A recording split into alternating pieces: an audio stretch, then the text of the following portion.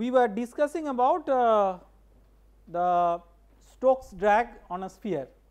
So, the manner in which we proceeded is we first tried to develop a governing equation in terms of the Stokes stream function, and we obtained the solution of the governing equation to get the value of the Stokes stream function. So, if you look into this slide, it gives you an expression for the Stokes stream function. So, you can see that this psi is u infinity r square by 2 sin square theta into a function, that function will tend to 1 as r tends to infinity, right, because if r tends to infinity, then capital R by small r will tend to 0, capital R cube by small r cube will also tend to 0. So, this psi will tend to u infinity r square by 2 sin square theta. So, that is the expression up to which we derived in the previous lecture. We will take it up from there. Now, the next step is, once you know what is the value of psi, you next calculate what is Vr and then you calculate what is V theta. So, Vr is 1 by r square sin theta del psi del theta. So, let us see how you calculate Vr. It is quite straightforward, but just in case you want to get familiar with how to calculate Vr, 1 by r square sin theta del psi del theta. So, that is 1 by r square sin theta into u infinity r square by 2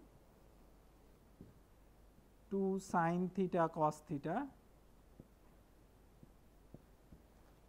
into that function which tends to 1 as r tends to infinity. So, 1 minus 3 by 2 capital R by small r plus r cube by 2 r cube.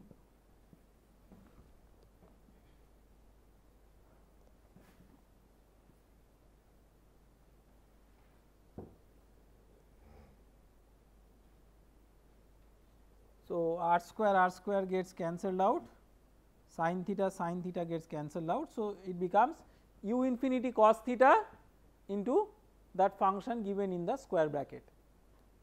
So, that is what is Vr.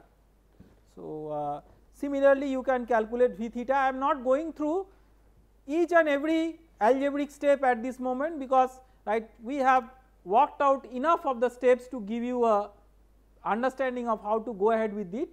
We have to move a little bit faster in this particular course because we have to cover a whole range of topics. So, from now onwards what we will do is that we will make a sort of a compromise, that we will work out certain key steps on the board, but many of the steps we will give you the outline, and I will of course share with you the detailed solution of each of the steps through the presentation slides which are accompanying this board work. So, you will get the full material and you can practice that by yourself.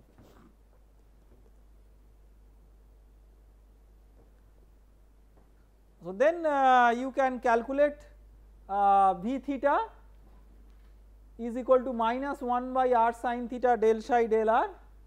So, and then you can differentiate psi with respect to r. So, you will get V theta is minus u infinity sin theta into, in the square bracket, the r dependence. So, you can clearly see that as r tends to infinity, Vr and V theta, that is u infinity cos theta and minus u infinity sin theta, these two components come as they are. Now, next is we need to calculate the pressure field. Okay. So, to calculate the pressure field, what we do with that, we consider the r component of the Stokes equation. So, this is the Stokes equation. Stokes equation is nothing but the Navier-Stokes equation with the left hand side the inertial terms equal to 0. So, this equation when you write in terms of the r theta coordinate system, the radial component of the equation is given by this, quite cumbersome. I mean there are terms with cot theta and all those things. So, it is again you are not expected to remember this particular form or memorize this particular form.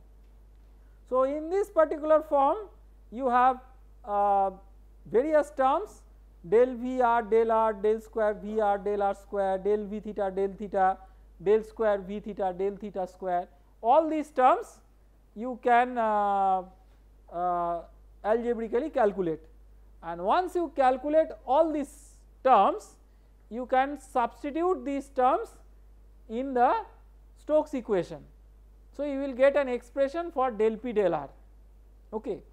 So, let us go to the next slide. So, all the terms when it is substituted you will get del P del R is equal to this one, 1 by mu del P del R is equal to u infinity cos theta into 3 capital R by R cube. Okay. So, now if you integrate it with respect to R, then P is equal to minus 3 mu u infinity cos theta into capital R by 2 small r square plus a function of theta which we call P1 theta. Similar to the r momentum equation, you can appeal to the theta momentum equation to integrate P with respect to theta. So, the theta momentum equation is written in the bottom of this slide.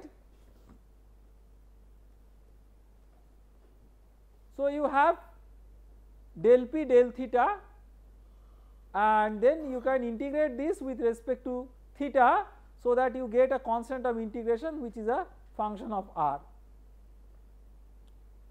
So, now if you see the two forms of P, one by integrating the r momentum equation, another by integrating the theta momentum equation, your observation is that P is equal to minus 3 mu u infinity r cos theta by 2 small r square plus a constant.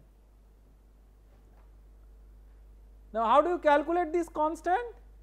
You know that at r tends to infinity, P tends to P infinity, right, which is the ambient pressure, that as you go to infinite distance from the center of the sphere you come to the ambient condition, that means C equal to P infinity. So, P equal to P infinity minus 3 mu u infinity capital R cos theta by 2 r square. Okay. So, what fields we have obtained? We have obtained the velocity field, we have obtained the pressure field. Now, to calculate the force we also need to calculate the viscous stresses. So, to calculate the viscous stresses, this tau rr and tau r theta are the viscous stresses. So, tau rr is 2 mu del Vr del r. So, if you once you know Vr, it is a matter of differentiating with respect to Vr with respect to r to get this particular expression. Okay. Tau r theta, this is the shear stress, tau rr is the viscous normal stress and tau r theta is the viscous shear stress. Okay. So, now you can calculate this tau rr and tau r theta. On the top of that you have the pressure distribution. So, these are the important stresses which are acting on the system. Now, to understand that how to calculate the drag force, we will refer to this figure and I will redraw it in the board because it requires certain explanation of like how to calculate the forces. That is one of the fundamental things.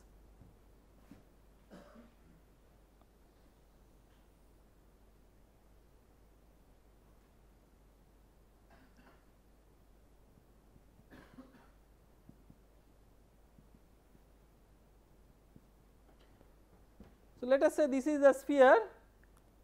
Now, what you do is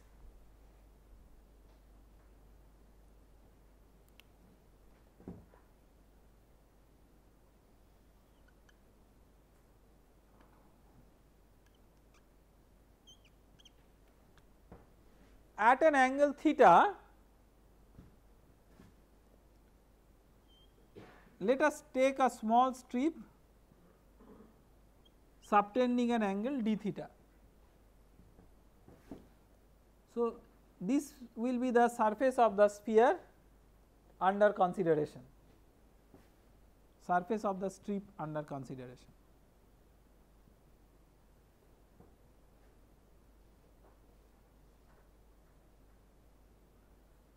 So, what is the surface area of this? What is the radius of this strip? So, this is r sin theta, right. So, this radius of the strip, this is capital R.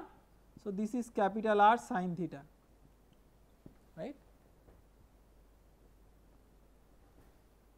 And what is the width of the strip? This is r d theta. So, just like the, so this is almost like the surface of a cylinder with radius r sin theta and height r d theta. So, it is 2 pi r sin theta into r d theta, that is the surface area of this small strip. So, 2 pi r sin theta into r d theta. Now, this is area and the force per unit area. So, this is tau r r, right, and this is the viscous normal stress, then the hydrostatic stress is minus P. So, this into this area.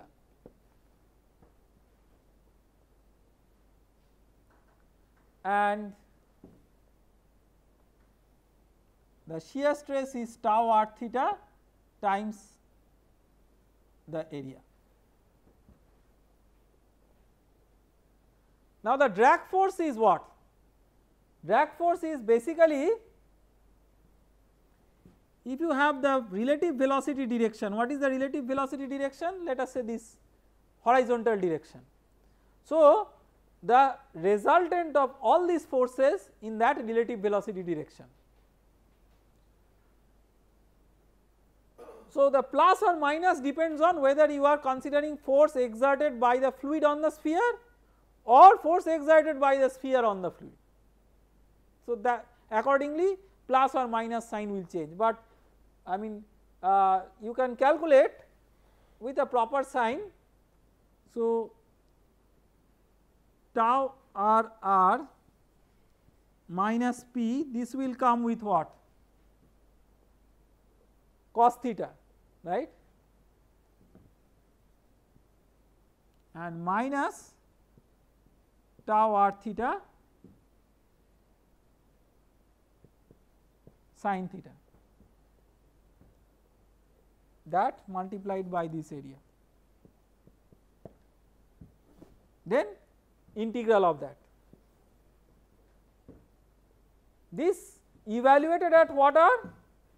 Small r is equal to capital R, evaluated on the surface of the sphere. That is very, very important. Okay. So, with this background, let us get into the next slide, which will sum up the calculations.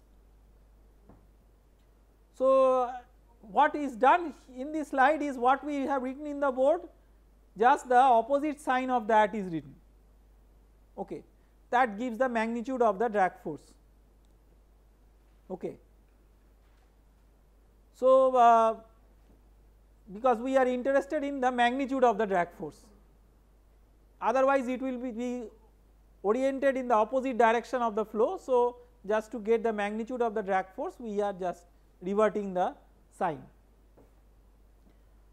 So, one very interesting thing is that tau r r at small r is equal to capital R is equal to 0. I mean whatever is the expression for tau r r,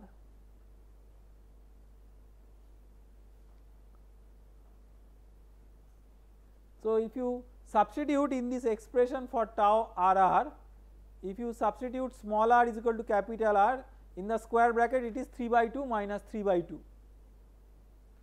Okay. So, on the surface of the sphere there is no normal viscous stress. Okay. So, many times see as we see in many cases sometimes ignorance is a blessing in disguise. So, if you do not even take tau RR in your calculation, you will come up with the same final answer, and that will actually reduce your effort, because you calculate tau RR, you calculate the value of tau RR at small r is equal to capital R, and then you figure out that it is 0. There is a physics that is there because of which on the solid surface it is 0. But if you are ignorant about the contribution of tau RR completely and think that only the pressure will contribute to the normal stress, still you will come up with the same answer.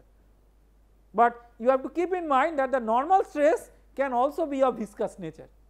Normal stress is not just due to pressure. Okay.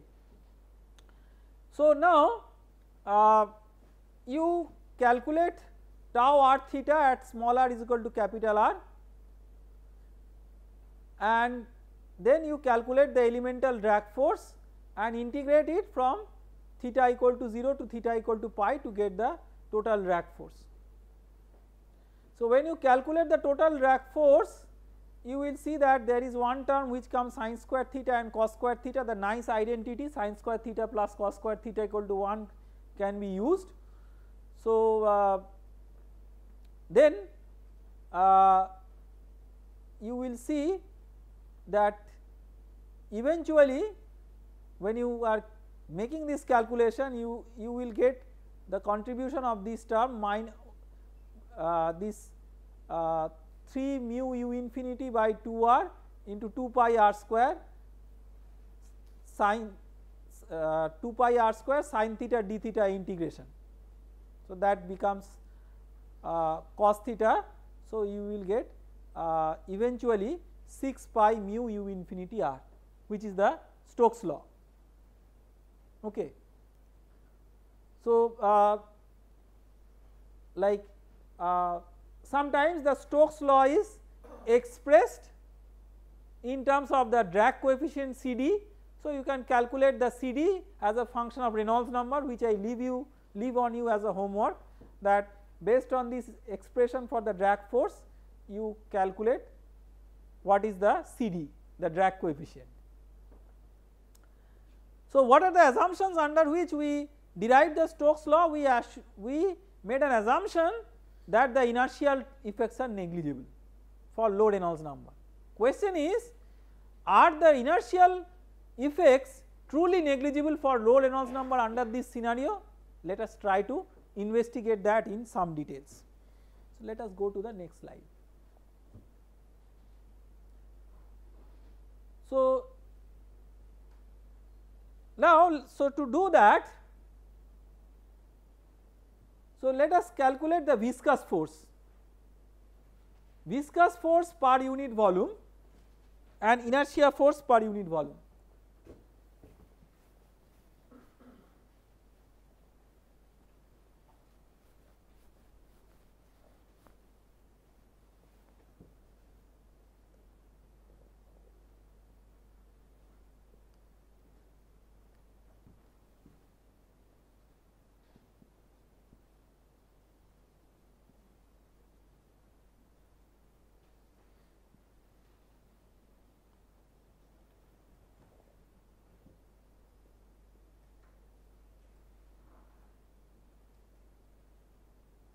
Viscous force per unit volume.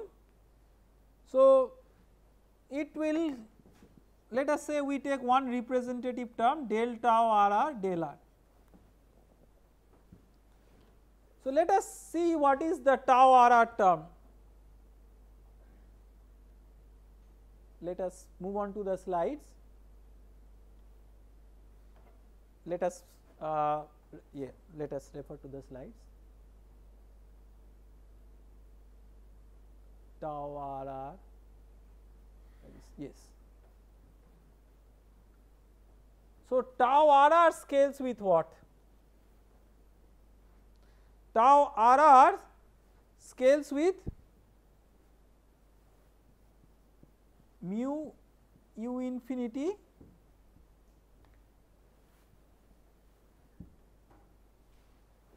if you look at the expression for tau RR, mu u infinity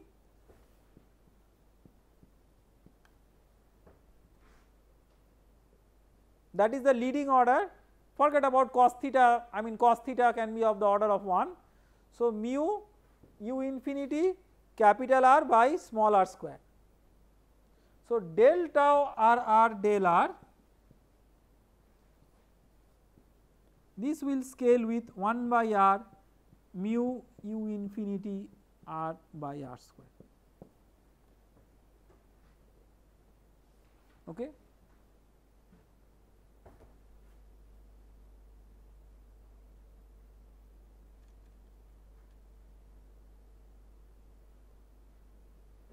So, you can see what is there in the slide, 1 by R mu u infinity R by small r square. So, this is viscous force per unit volume.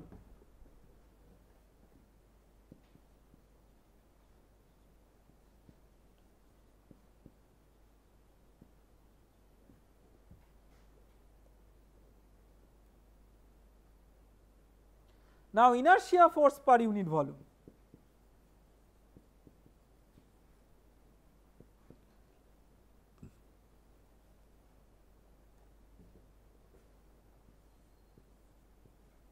One representative term, we take this.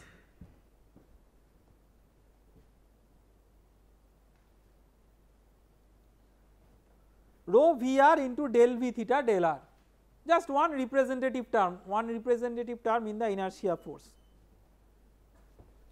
So, let us get to the Vr and V theta expression. So, rho Vr, so Vr is of the order of what?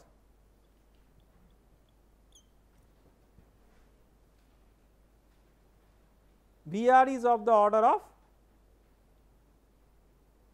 u infinity, because it is u infinity cos theta into 1 minus some function of r. So, the leading order term is u infinity cos theta, therefore, Vr is of the order of u infinity. And del V theta del R. So, we go to the next slide, del V theta del R is what? So, you have V theta as, if you look into the slide, V theta is minus u infinity sin theta into a function of r. So, if you differentiate with respect to r, the second term will come into the picture. So, it will become u infinity of the order of u infinity capital R by small r square, 1 by r being differentiated will become 1 by r square. Okay. So, inertia force by viscous force.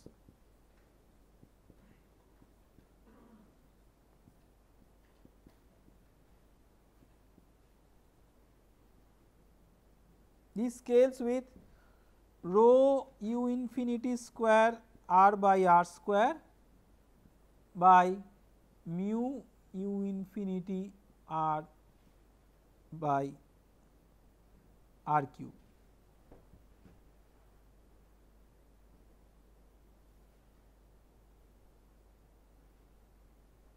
Right, inertia force by viscous force. So, what is this? Rho u infinity r by mu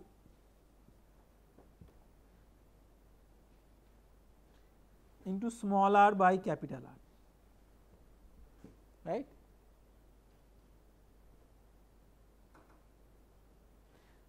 This is the Reynolds number based on the radius of the sphere. Normally we calculate the Reynolds number based on the diameter of the sphere.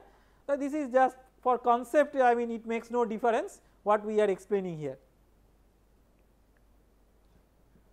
So, if you go to that slide where we are calculating the inertia force by viscous force, see this is what is summed up. The inertia force by viscous force is equal to Reynolds number. Remember, this is not the Reynolds number based on the diameter, but the Reynolds number based on the radius into small r by capital R.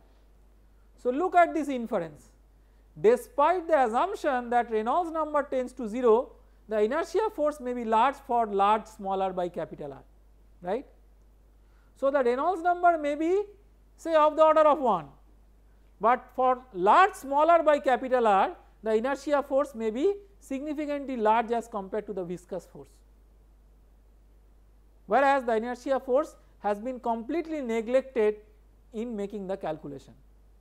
So, this is one of the significant limitations of the Stokes law. Despite its very fundamental nature, it neglects inertia force for circumstances when inertia force actually may not be negligible.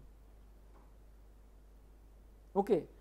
So, there have been various corrections to the Stokes law, not just by considering this effect, but several other effects, but this being a fundamental course, we will not get into all the details of like how the Stokes law has been corrected and all. Just one simple correction, we do not have enough scope to derive this, but this is called as Osin's correction, a very classical consideration in correcting the Stokes law, and that is like the Stokes law, the Stokes drag modified by a multiplying factor 1 plus 3 by 8 Reynolds number.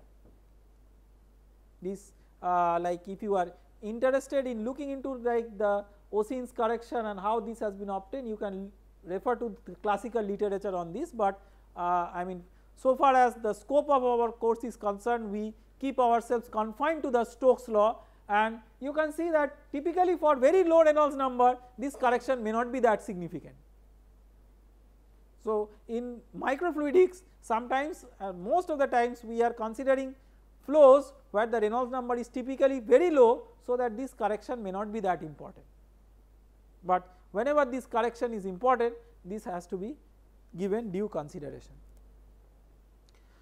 So, we sum up here the considerations of pressure driven flow, not that we are ending our discussions on pressure driven flow, but we have discussed various cases of pressure driven flow. So, some advantages and disadvantages of pressure driven flow we need to discuss at this moment. So, the advantages, the pressure driven flow, why we have started with the pressure driven flow in microfluidics is because it gives one of the simplest form of flow actuation methodology in microfluidics. It is easy to integrate with microfluidic chips. You basically require some very simple driving mechanisms like the syringe pump, for example. So, we will have one experimental demonstration soon as a part of this course, where we will demonstrate you that how you actuate a pressure driven flow and how do you calculate friction factor and all these experimentally. It is easy to integrate with microfluidic chips, and it is possible to have a good control over the flow parameters. So, that is advantageous, but there are disadvantages, or I mean sometimes disadvantages is too strong a word, we may better say limitations. So, high frictional losses especially in microfluidic chips and thus reduced efficiency. So, we have seen that like even for a fully developed laminar flow through a circular tube, for a given flow rate the head loss is inversely proportional to the fourth power of the hydraulic diameter. So, if you reduce the hydraulic diameter, significant head losses, significant increases in head loss may occur. Poor reconfigurability, and since this is a positive displacement pumping system, even small blockages in the pathways can lead to severe damage of the system. So, I mean these are some of the effects that are not so good for pressure driven flow. So, one has to look into other mechanisms, I mean which are not involving the movement of mechanical components, or like for example there is no piston syringe type of movement, which piston cylinder type of movement which is there, or there are reduced frictional effects, and those can be integrated with a on chip environment in a much more convenient manner. So, there are several such possible types of flow actuation mechanisms, and we will learn those subsequently. Regarding the signs, to summarize, pressure driven flows offer the most general flow driving mechanism in fluid mechanics. The system of equations for low Reynolds number hydrodynamics in a system where X reference is much larger as compared to Y reference. We have discussed about these systems of equations earlier, and we have given analytical solutions of low Reynolds number flows for steady and unsteady conditions, oscillating wall and pulsating pressure gradient for simple geometries with simplifying assumptions. For more complex situations, one has to go for numerical solution methods. Okay. So, we will now move on to another topic, I mean, which is not low Reynolds number or which is not just restricted to pressure driven flow, but that can be used for several other scenarios. So, that particular topic is known as lubrication theory. So, we will give you a brief introduction of what is the lubrication theory and why it is important. So, to get a brief motivation of the lubrication theory, now I mean, this particular terminology has one theoretical foundation in association with one very practical consideration, and that is why the name lubrication theory. So, the motivation of understanding this theory in engineering is far reaching. I mean, there are many possible applications, but one possible scenario that we consider, that you know that in classical mechanical engineering applications you many times use bearings, and these bearings are there to support a shaft. So, you have a shaft which is rotating, and then you have a bearing to support the shaft. Now, if you just leave the gap between the shaft and the bearing as it is, then there can be direct metal to metal contact, and that can give rise to a lot of wear, tear and friction. So, to reduce the friction, what you can do is you can put a lubricant, which many times in industry is called as lube oil. So, a lubricating oil you can put in between the shaft and the bearing. So, that will reduce the friction. So, the situation is that, let us maybe discuss the situation a bit in the board before we come on to the mathematical perspective.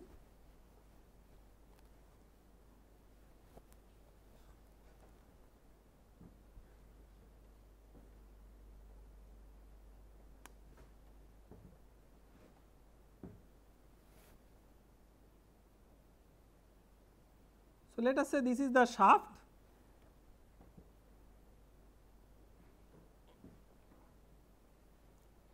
and let us say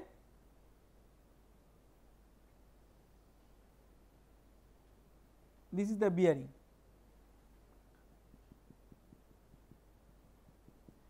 and there is a lubricating oil in between. Let us say that this shaft is rotating with a particular angular velocity in this particular direction, whatever direction it is, I mean, it is not so important to understand the concept. So, you typically have, and this gap is quite narrow. So, you have a narrow gap in which there is a viscous fluid, and the two surfaces which are separating the fluid are having a relative motion one over the other.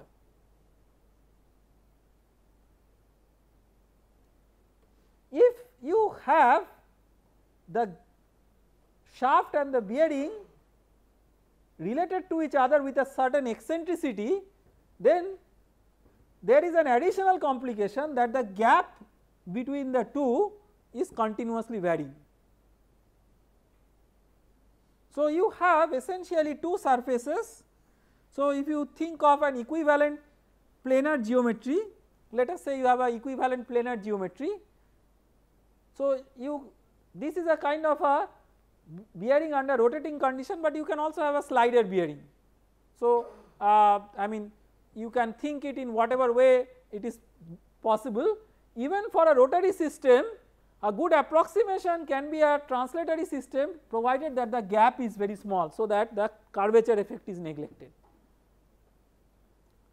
So, you can think of this situation as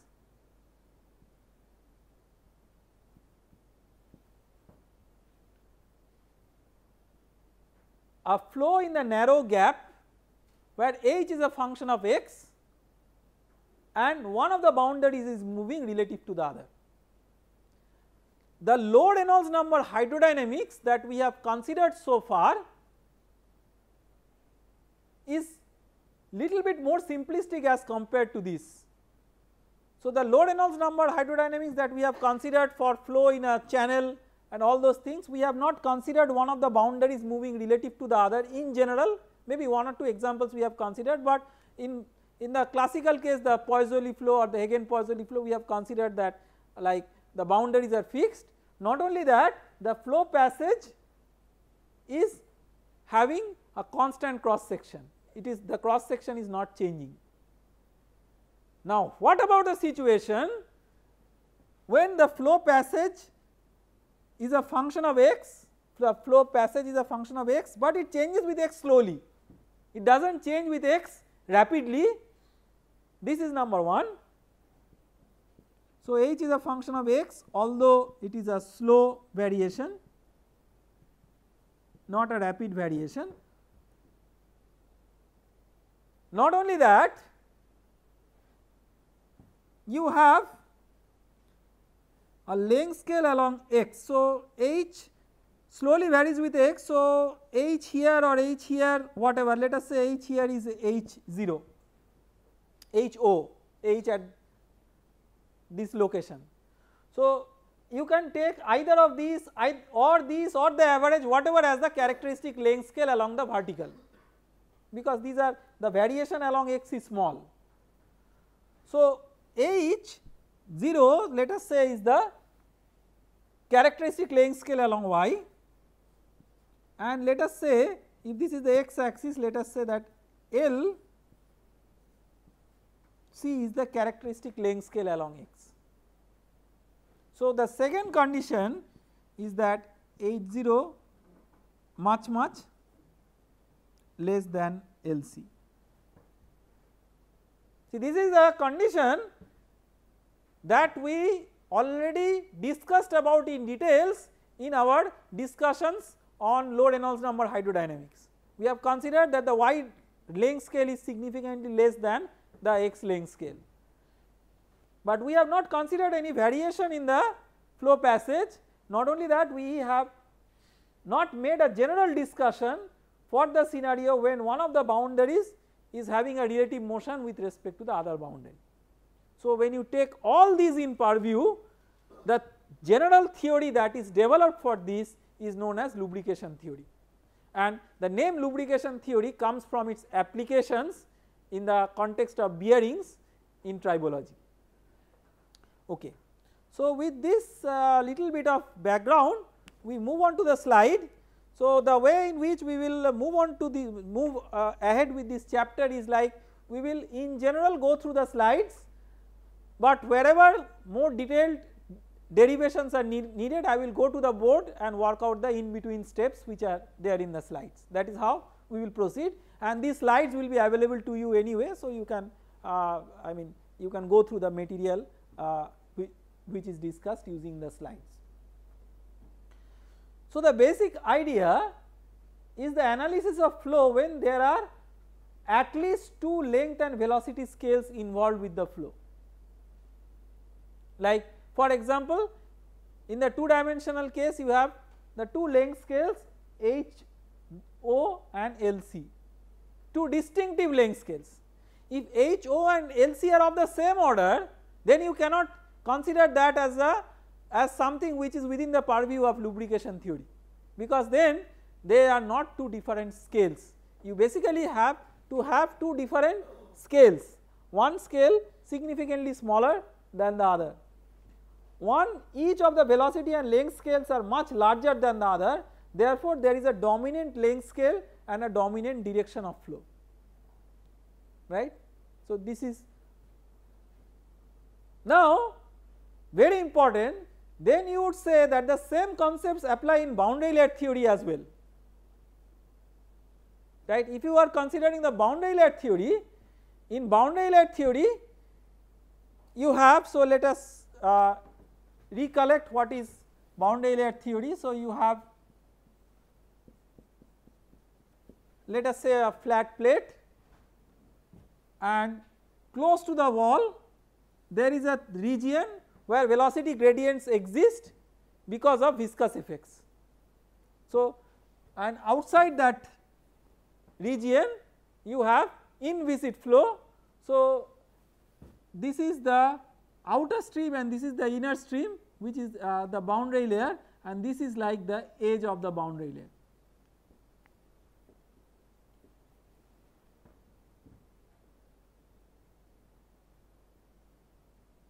Okay.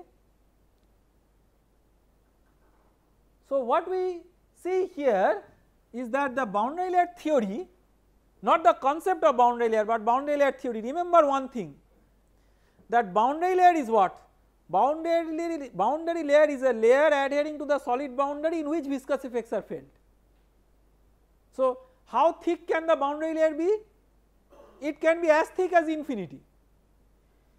On what it depends? It depends on the Reynolds number. If the Reynolds number is large, then the thickness of this layer is very small. On the other hand, if the Reynolds number is small, viscous effects are so highly penetrating that the fluid which is even located at a very far stream feels the effect of the solid boundary explicitly. So boundary layer thickness can be anything from very small to infinitely large, but for the case where the boundary layer thickness is infinitely large, we cannot use the boundary layer theory. So existence of boundary layer theory and validity, existence of boundary layer and validity of boundary layer theory are two different issues. While boundary layer will exist for all viscous flows, boundary layer theory will not be valid for all viscous flows. It will be valid only for high Reynolds number flows, provided there is no boundary layer separation. So now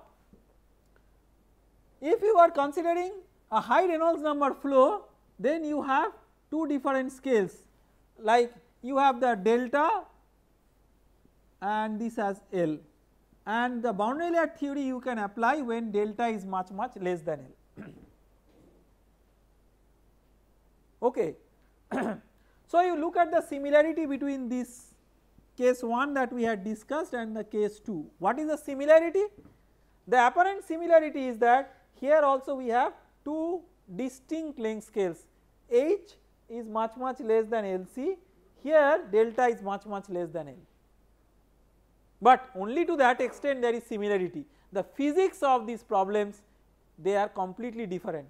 Typically these problems we are considering in the low Reynolds number regime, whereas the boundary layer theory is applicable for high Reynolds number. So let us discuss briefly what is the difference between boundary layer and lubrication flows. The boundary layer theory deals with a very thin region of flow near the solid boundaries where viscous stresses are large. It is dedicated to the cases of large Reynolds number flows, and inertia has dominant role in boundary layer theory. The lubrication theory is valid inside the whole flow domain as long as flow and the corresponding scales are dominant in one direction. Inertial effects are usually negligible in the lubrication theory as long as the Reynolds number is not very high, but if the Reynolds number becomes higher and higher, inertial effects will be important, but those are higher order effects. But in the microfluidics context, we are mainly interested about low Reynolds number flow. So there, So, when we are considering lubrication theory in the context of microfluidics, which is this particular course, then we are basically operating in the low Reynolds number regime. On the other hand, for boundary layer theory, we are typically discussing the situations in the high Reynolds number regime, and not the entire flow domain is affected by the solution within the boundary layer. Solution within the boundary layer has some interaction with the solution with the outer stream, but the outer stream solution is like not directly associated with the boundary layer solution. So, the outer stream solution can be obtained by using potential flow theory, but in the low Reynolds number regime, in the lubrication theory, when you consider, you are applying the theory for the entire domain, not only a part of the domain. In both lubrication theory and boundary layer theory, length scales and velocities in one direction dominate.